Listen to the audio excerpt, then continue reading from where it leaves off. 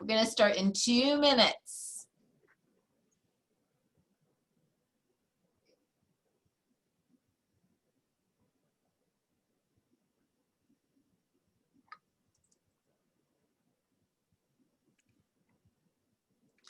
Be sure and turn your screen on. Soon you will be finished with Zoom for the day. Whoever thought we would use Zoom as a verb when it came to education and training? Yep. I'm going to Zoom today. Right, can I Zoom with you or whatever? Yeah, absolutely. Can I Zoom with you? Or whoever thought we'd say, okay, turn your microphones on, okay. Or you're muted.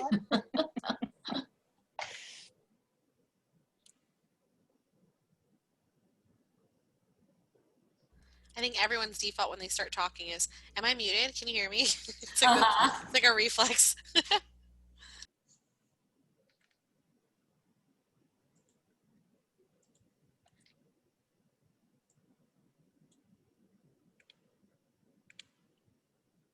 Okay, we're going to go ahead and start.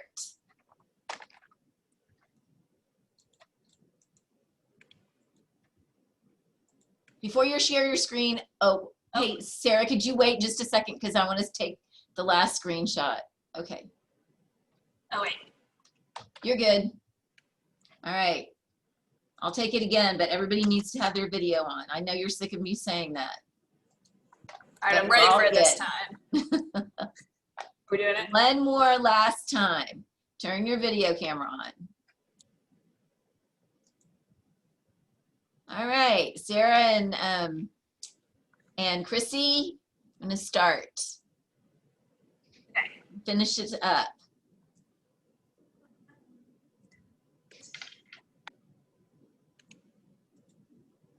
Okay, can you see that? Mm-hmm. Okay, so I'm going to do a wrap up and then we'll have time for questions, any case examples that you all have, anything you've been thinking about today. So today we started off the morning together where Chrissy and I talked about developing cultural sensitivity, some common cultural differences, including Bilingualism, the importance of that extended family and just family in general, how different perceptions of authority. We talked about differences in sort of preschool use, immigration difficulties, and some common barriers, but also strengths of families. Then we dove into bilingualism, myths and facts, and how there are a lot of myths such as, that it would be too difficult for a child to learn 2 languages, and, especially if he has a disability, which is definitely not true. Or that, the child will get confused or won't be able to learn both languages, and adding that second language in will make it more difficult for him to learn language in general. And talked about some facts. So instead, the truth is that the child has the capacity to learn 1 spoken language. He has the capacity to learn multiple spoken languages to the same degree. And also talked about the research behind bilingualism, and we've known that children with even profound hearing loss can be bilingual for a long time. The first study, at least to my knowledge, was very early 2000s, in 2003, and still to this day, 17 years later, we have professionals continuing to tell families to not speak their home language. And what the research did show is that, in cases where there are examples that, it seems like children who are bilingual are behind their monolingual peers, that often that's, not the impact of bilingualism, but really socioeconomic disparities. But some cool research has shown that even in the presence of lower SES, bilingual children are able to overcome those differences if families are given proper support in dual language intervention.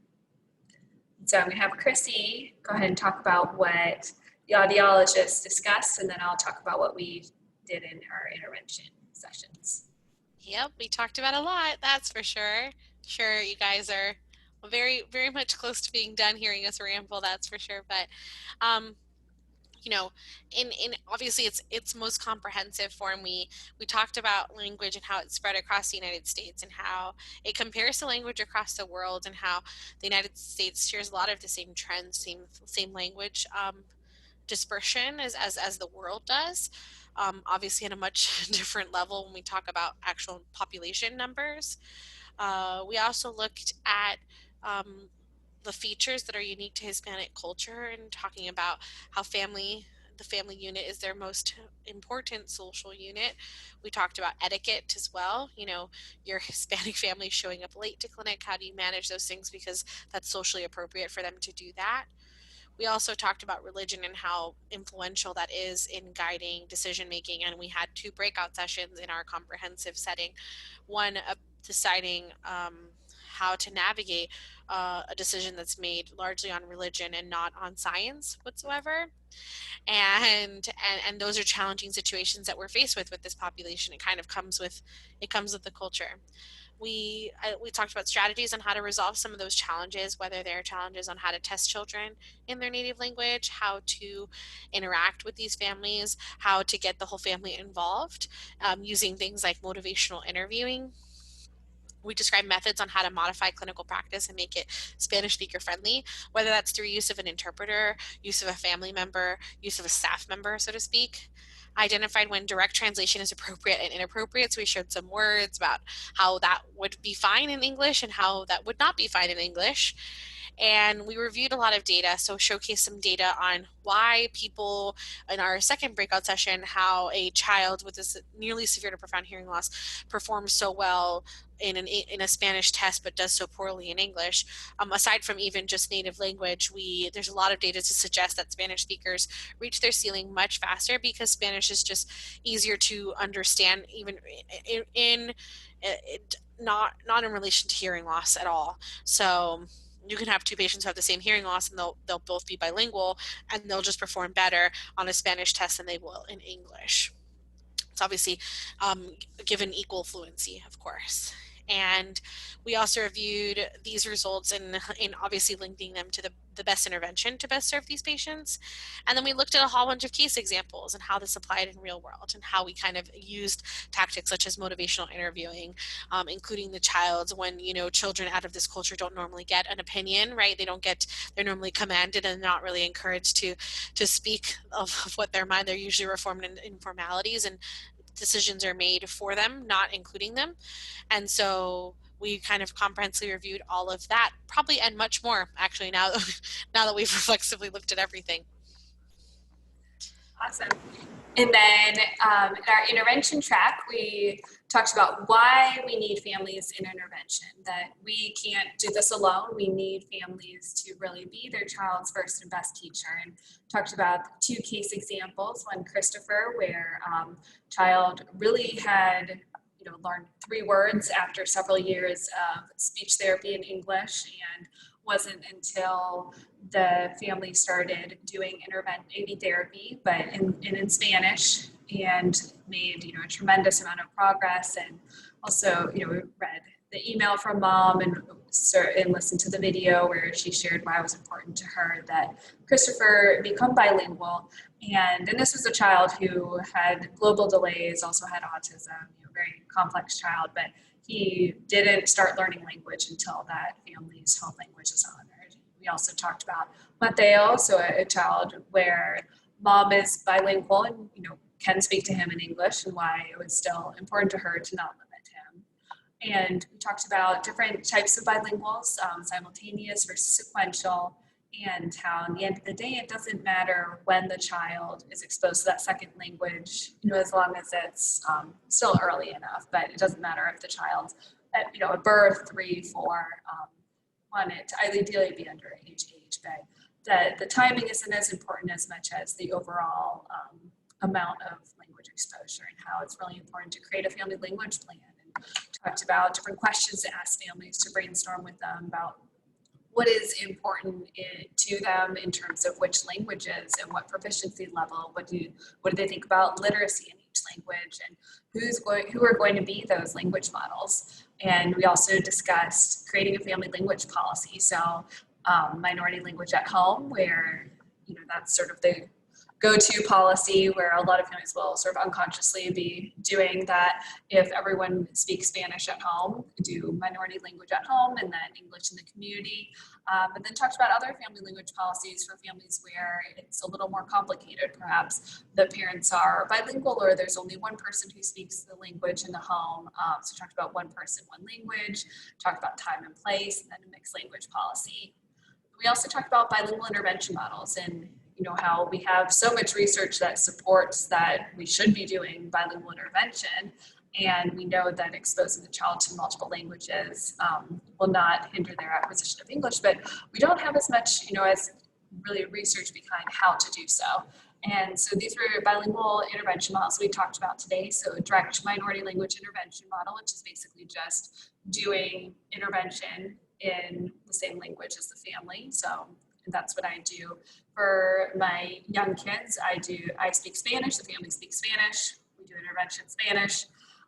Then switching to a coordinated service model once the child starts receiving school services. So that's where my intervention stays the same in terms of I'm speaking Spanish, the family's speaking Spanish, but we're also coordinating with the school SLP, the school teacher, the deaf, et cetera, mainstream school teacher, because we know, as we talked about later with vocabulary acquisition, that children will acquire English vocabulary faster when they're also provided support in their first language. So when they're also taught those words in Spanish. So it seems counterintuitive that you would learn words in one language faster when you're also simultaneously taught words in another language, but that's what research has shown. Then we talked about bilingual support model, which is basically just using an interpreter or a bilingual SLPA to bridge the language difference between the provider and family. Then integrated bilingual model, which I'll use for older children or where we have bilingual parents, where we're doing 2 languages in the same session, but divided by activity or divided by half and half. And then a parent-centered integrated bilingual model where this is where the parent's bilingual, but the provider is not. And a lot of professionals say, well, if the parent's bilingual, we'll just do therapy in English, and then the parent at home will, can do it also in Spanish. I'm giving them permission to. We really want to stress it's not enough to just give families permission. We want to really be actively encouraging that by encouraging their use of Spanish at home with their child by having them practice using Spanish in therapy sessions and talk about adult learning principles. Parents are going to do best in carrying over these goals when they're able to say and do the intervention in therapy sessions in the target language. And then also a combination of bilingual support and coordinated service model. If, for example, you're at a center where there is a bilingual therapist, but only 1 or 2 in many Spanish-speaking families, so some therapists will be using an interpreter, so a bilingual support model, but will still be receiving oversight and guidance from that bilingual therapist. Then we also talked about interpreter use and some strategies for effectively using an interpreter, and also how an interpreter can go beyond just literally translating and be a linguistic and cultural broker for that family. Well, really for you, but a broker between you and the family. And then after lunch, we talked about assessment and both formal assessments and what are some formal assessments that I've used, that I'd recommend, but also the significant limitations of formal assessments and how we really need to also include informal assessments such as language sampling, dynamic assessment, on-word repetition tasks, but that for formal assessments, you'll have that guide, the sort of the protocol where you can get, an idea of, so from this age range, here would be what would be recommended.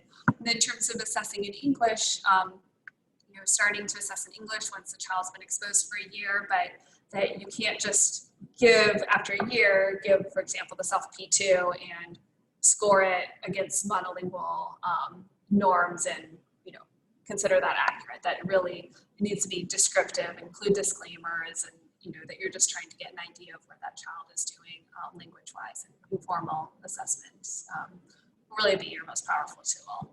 Then we dove into AV intervention, because as Chrissy talked about, we we do have a huge disparity between the number of professionals who speak Spanish, the number of families who need services in Spanish. But even if you speak Spanish, as I said, when I first started this job a little over 6 years ago, you know, I could speak Spanish, but thought I could just translate the song was very, very wrong. So it's not about just speaking Spanish. You have to really adapt therapy. And so you have adapting the linguistic sounds, learning to listen sounds. You have those handouts. Using songs and rhymes that are authentic to families. And there are so many wonderful children's songs and rhymes that are written originally in Spanish. And you have those resources. And music, using Baby Beats as a resource. It's instrumental music that you can add your own words to, but also going beyond Baby Beats and using music that is really authentic to the family and their culture. And you know, just finding instrumental versions on YouTube and adding in your own, you know, have the family help add in words and movements to those songs. We talked about books and storytelling and how it may not be, you know, culturally for families, it may not be typical to be reading to a really young child, but that if it's treated as a therapy activity and families are provided with a lot of coaching and guidance, they can really be very effective at joint storybook reading with their children. But that there aren't that many books written originally in Spanish. We talked about some good translation options, but also that teaching families how to read the pictures and create experience books and oral storytelling can be really effective.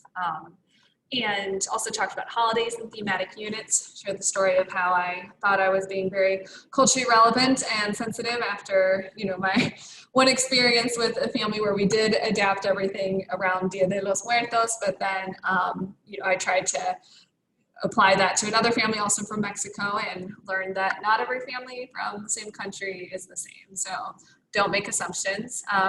Then you have in your handout a list of some common holiday differences, but really, you know, keep in mind that just, you know, talking to families open-endedly and asking them what's important to you around this time of year and definitely not making any assumptions.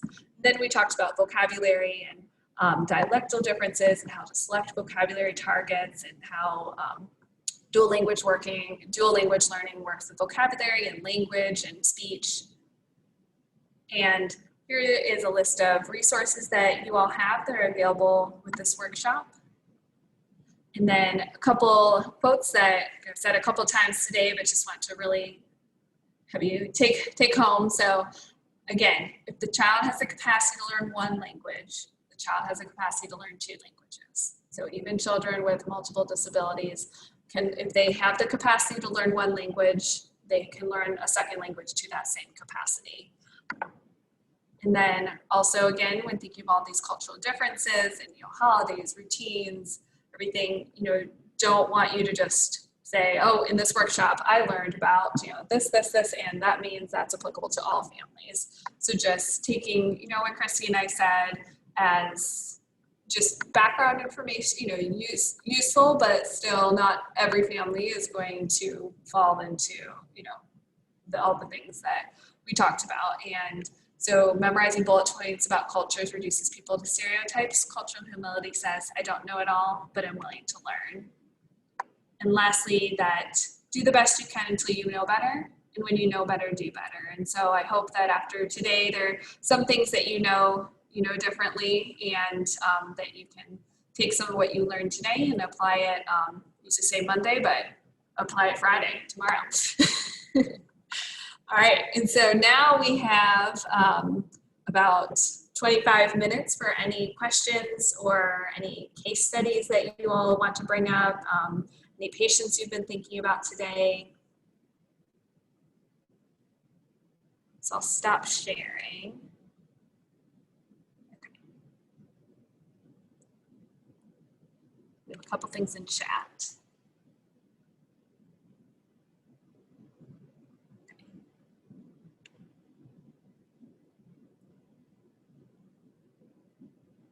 Give you all a second, any questions?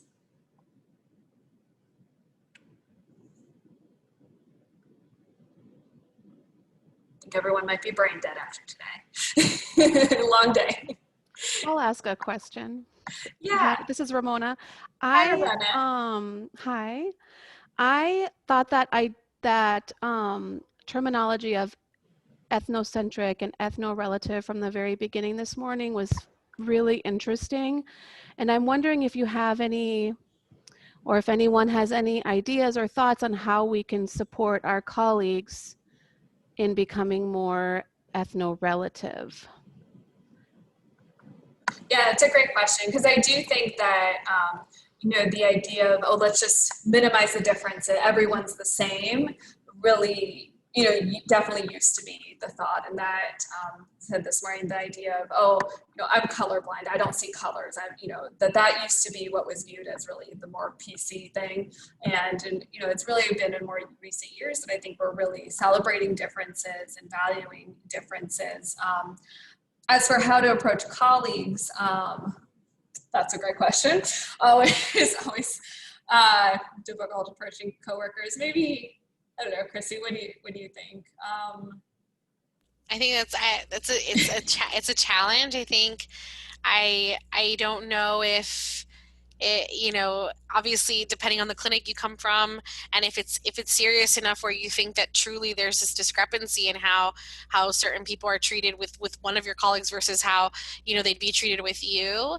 Because I know for sure that, like, you don't have to be bilingual, right, to be this ethno-relative person who's definitely open and willing to see these people. And I mentioned this in the audiology talk that we have, and in our Q&A session we have providers who are monolingual English speakers, but are so passionate about seeing these Spanish speakers that they're willing to learn, how the accent sounds and how words sound, so that they can at least do some testing. And they may not be fluent, but they can at least list words so a child can picture point. And I think it all comes down to, is that you guys share the same mission, vision, and value to really serving your patients. And I don't know if it's, you think to the extent of like something like there needs to be some, some cultural training just for the whole staff, just to kind of get everybody on the same page, and why there shouldn't be discrepancies. Like a patient shouldn't get separate care just because they're seeing Ramona versus someone else, and that's language aside, right? Our ability to utilize the resources that we have at our disposal, and resources that hopefully Sarah and I have tried to prompt you guys to use, should really give us the capacity to treat all patients obviously equally and fairly, despite whatever culture and language they come from. But it is a hard conversation to have with colleagues specifically. So yeah, I don't know the exact answer to that, but definitely even opening dialogue and just having conversations with my colleagues over lunch about these things really opens my eyes to their perceptions, and vice versa. And sometimes it's not a matter of ignorance, it's a matter of or maybe it is a matter of ignorance, but it's truly just, it's not malicious, right? It's ignorance is bliss, they don't know any better. And maybe all it takes is a conversation at lunch for someone to change their viewpoint on something that they really didn't know that they should have that perspective on. Yeah, and I think in terms of celebrating differences, maybe are you an SLP and AD? I'm an SLP in Phoenix. SLP. Okay.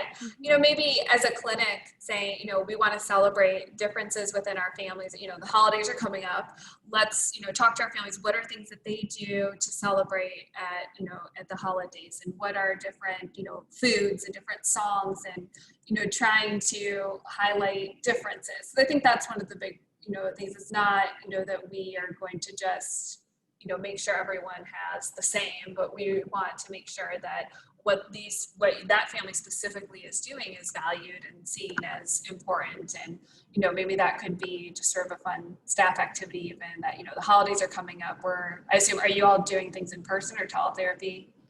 Well, right now I'm doing just teletherapy, but there are people seeing kiddos in the clinic. So yeah, but even in clinical meetings and discussions, like just trying to encourage colleagues to talk to their families in really open-ended ways and find out, the holiday example is just one way, but what are you doing around, what are your families doing to celebrate, around the holidays, and how can we make that into an intervention activity? That way it's, it doesn't come across as that you're judging colleagues. It simply is, let's brainstorm fun ways to involve the family's culture and traditions around the holidays into therapy activities. And, it's especially easy actually to do via teletherapy, since the family is in their home, and, everything that they would have to decorate and celebrate is right at their disposal. And I think really encouraging providers and colleagues to seek those differences in families instead of minimizing those differences. families. Mhm. Those are great ideas. Thank you. Thanks for the question. Oh, Wow. I actually have a question. Yes. So in the past, I'm a monolingual ABT, and in the past I have had Spanish-speaking families just, for lack of resources, and we have kind of done the interpreter route, and I've Yeah. used other SLPs to kind of help me. But I did run into a couple of families where they would say, oh no, we want to speak English. Like they would only want to do English. So despite me really saying, no, I want you to use Spanish, I want you to do this, and telling them about the research. So what would be some suggestions that you have to really truly encourage those families that, okay, like I'm not a good Spanish speaker, but I will make a fool of myself to get you to use Spanish Right. and because it's Right. important.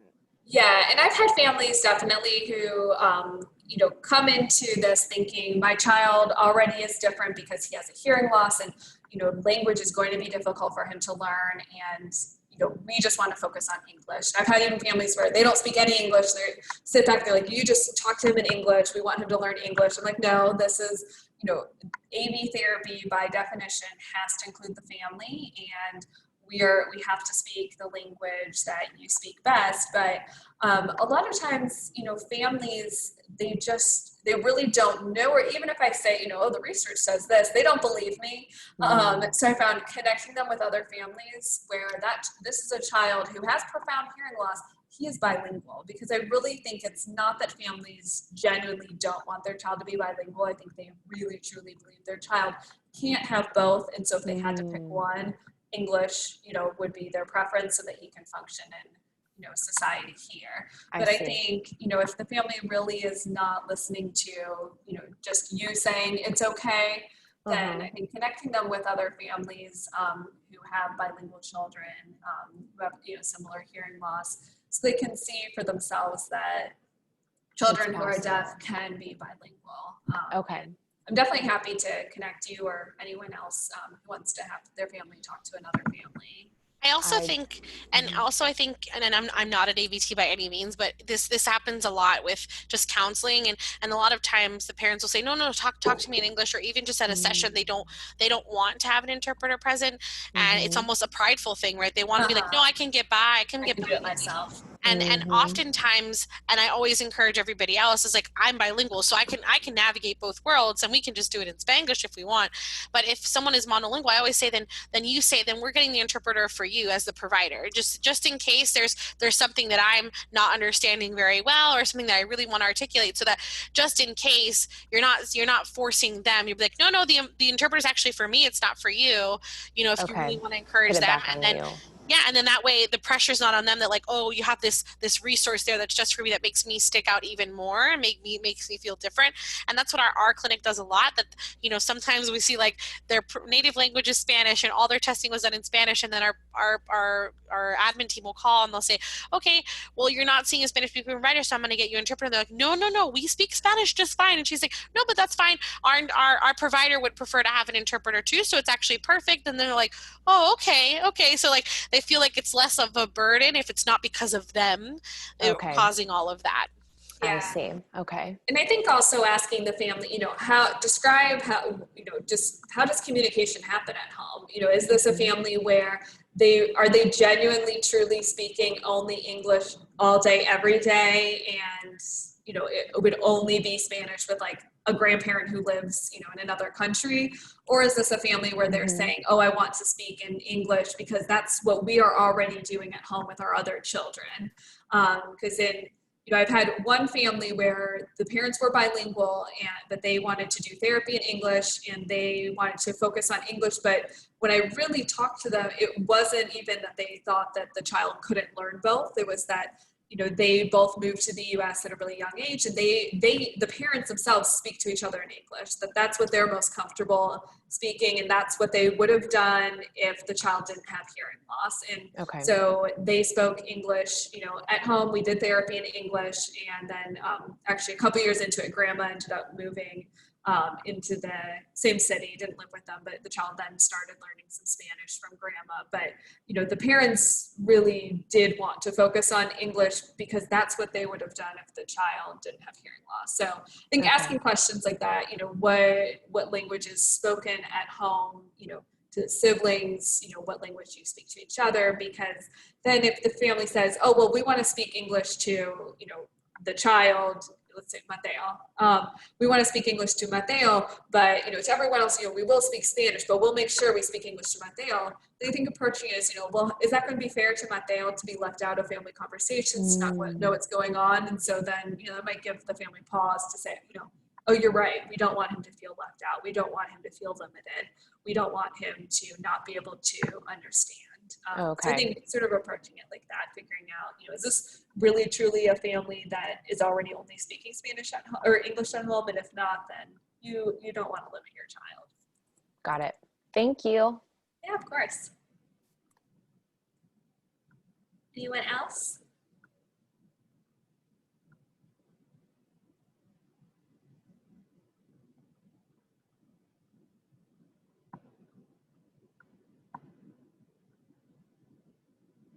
Just looking at the chat.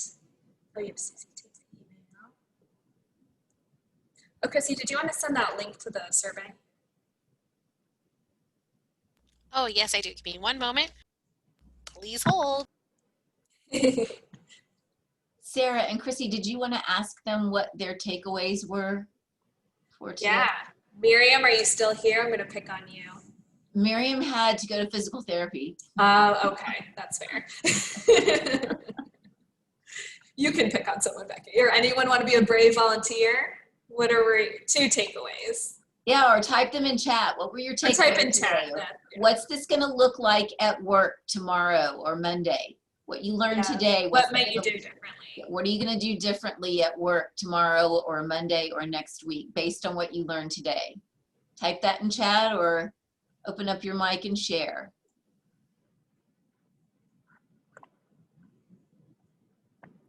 So Shannon said, don't make assumptions or generalize. Absolutely. And it's where, I think having the information, about cultural differences that Chrissy shared is, important, knowing about some of the, differences with holidays we talked about, but not just making flat out assumptions. Absolutely.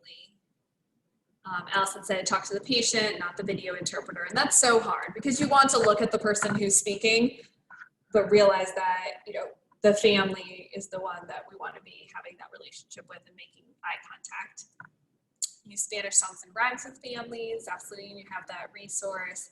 Adapting therapy is really difficult. It is, and it's a process. It really is a process. And I think just, like that Maya Angelou quote that I keep saying, do your best until you know better. Once you know better, do better. And there is so much that I didn't know. And I mean, it was a year ago that I started doing the music that was culturally relevant. Before that, I thought I was, being really culturally sensitive by having, the baby beats, but using Spanish words until I was like, what, that's not enough.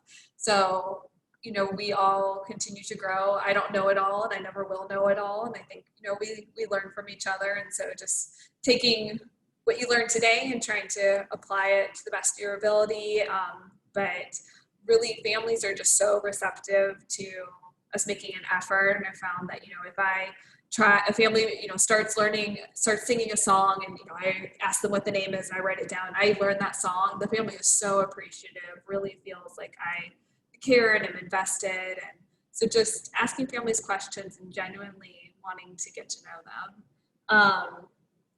Let me see. Both languages important and learn about the parents' wishes. Got a lot going on here. I'm gonna link it here in the chat. If you haven't taken this survey, I don't know how it's been distributed to a lot of people. I just think that's it's very, please, I encourage you to take it. And even if it's really just for people, it's for students. It could be for SLP students, SLP assistants or SLPs, audiology students, audiology assistants, and audiology professionals, audiologists. Sorry, I forgot my own profession. And you just have had to have experience working with some nature of bilingualism. Doesn't have to be that you see them frequently, but you've had some experience. I'm going to link it here, but I'm also going to share my screen for the QR code, which I think is easier to just grab a picture and go. So let me just share my screen really quick. There she is. Perfect. And I saw Ramona said that creating a family language plan or policy, and especially that, that she's seen kids lose their Spanish as they get older. And I think that's a really good point. We talked a lot about for younger kids and how, the minority language at home might be sort of the default policy because the family is, obviously going to speak Spanish at home. But that's a very good point, Ramona, that, when those kids get older, siblings, they're learning English at school and they're often speaking English to each other. And I've seen myself that, where older siblings even who have normal hearing can't, I speak Spanish better than they do, and, they're should be native speakers. And, where sometimes we really do have to say, okay, we're going to have a strict policy at home, the parents don't want their children to lose Spanish, but they also have never really thought of, enforcing that we need to speak Spanish at home. And so I think that's important for older kids as well. Good point.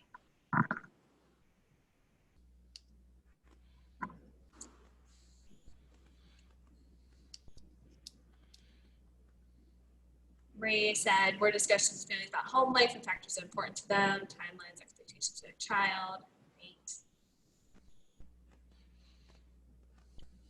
Yeah, Kaya said, we've been wanting to incorporate more music and songs into therapy, but families haven't known or volunteered many.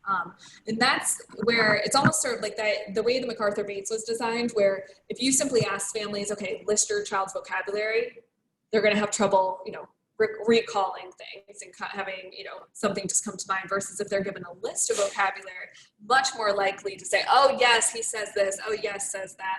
So same thing with songs and rhymes. I found if I just flat out ask families, okay, what songs and rhymes do you sing? Sometimes they can name a couple, but if I give families a list and you have not only the lyrics handout, but also the list, families are much more able to be, oh yes, I remember this song, I remember that song, and, and just start singing too. And those are all actual songs. So there's, talked with Becky, you're going to upload the videos. So there is more than you saw in the intervention session, but it doesn't have every song recorded, because I think there's like 50 songs, but those are all actual songs. So you can find them on YouTube.